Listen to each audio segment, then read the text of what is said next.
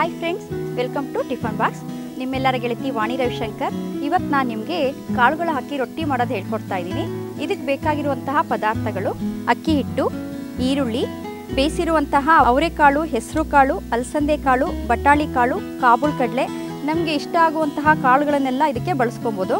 ಜೊತೆಗೆ ಕೊತ್ತಂಬರಿ ಸೊಪ್ಪು, ಗ್ರೀನ್ ಚಟ್ನಿ, ಕಾಯಿ ತುರಿ, ಉಪ್ಪು, ಎಣ್ಣೆ.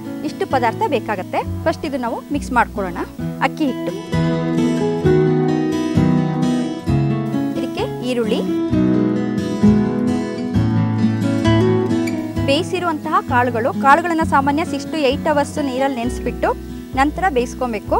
ಇದನ್ನ ಮ್ಯಾಶ್ ಮಾಡಿ ಸಹ ರೊಟ್ಟಿಗೆ ಹಾಕ್ಕೊಬೋದು. ಸ್ವಲ್ಪ ಕೊತ್ತಂಬರಿ ಸೊಪ್ಪು, ಕಾಯಿ ತುರಿ, ರುಚಿಗೆ ತಕ್ಕಷ್ಟು ಉಪ್ಪು ಮತ್ತೆ ಗ್ರೀನ್ ಚಟ್ನಿ.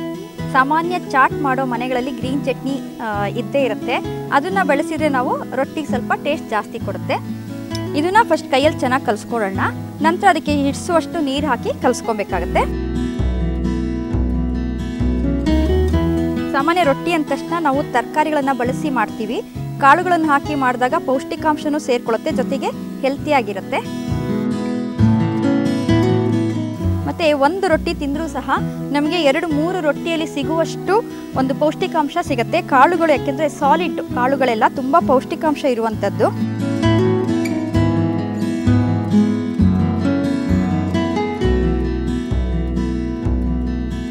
ಸೊ ನಾವಿವಾಗ ತವಾ ಮೇಲೆ ತಟ್ಕೊಳ್ಳೋಣ.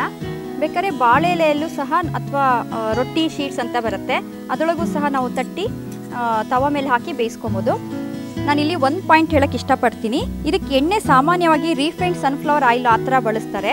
ನಾನಿಲ್ಲಿ ಎಣ್ಣೆ ಏನು ಬಳಸಿದ್ದೀನಿ ಅಂದರೆ 5 ಥರ ಎಣ್ಣೆನ ಮಿಕ್ಸ್ ಮಾಡಿದ್ದೀನಿ.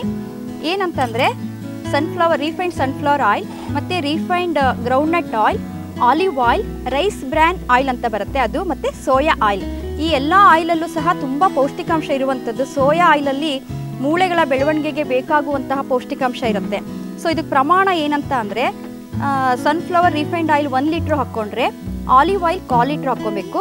ಸೋಯಾ ಆಯಿಲ್ ಮತ್ತು ರೈಸ್ ಬ್ರ್ಯಾನ್ ಆಯಿಲ್ ಮತ್ತು ಗ್ರೌಂಡ್ನಟ್ ಆಯಿಲ್, ಈ 3 ಆಯಿಲೂ ಸಹ ನಮಗೆ ಅರ್ಧ ಲೀಟ್ರಷ್ಟು ಹಾಕ್ಕೊಂಡು 5 ಥರ ಎಣ್ಣೆನೂ ಸೇರಿಸಿ ನಾವು ಮಿಕ್ಸ್ ಮಾಡಿ ಇಟ್ಕೊಂಡ್ರೆ ಪ್ರತಿನಿತ್ಯ ಬಳಕೆಯಲ್ಲಿ ಬಳಸ್ಬೋದು ಅದನ್ನು.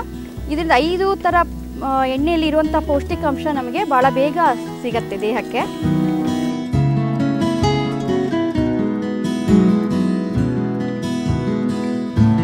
ಸೊ ಚೆನ್ನಾಗಿ ಬೆಂದಿದೆ, ತಿರುಗಿಸಿ ಹಾಕ್ಕೊಳ್ಳೋಣ.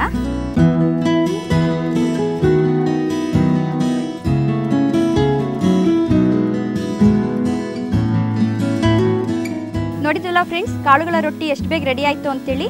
ಕಾಳುಗಳು ಹಾಕಿರೋದ್ರಿಂದ ಇದಕ್ಕೆ ಸ್ಪೈಸಿ ಚಟ್ನಿ ತುಂಬ ಚೆನ್ನಾಗಿ ಕಾಂಬಿನೇಷನ್ ಆಗುತ್ತೆ. ಇದೇ ಥರ ಇನ್ನೊಂದು ರೆಸಿಪಿಯೊಂದಿಗೆ ಮತ್ತೆ ಭೇಟಿ ಆಗ್ತೀನಿ. ಅಲ್ಲಿವರೆಗೂ ನಮಸ್ತೆ.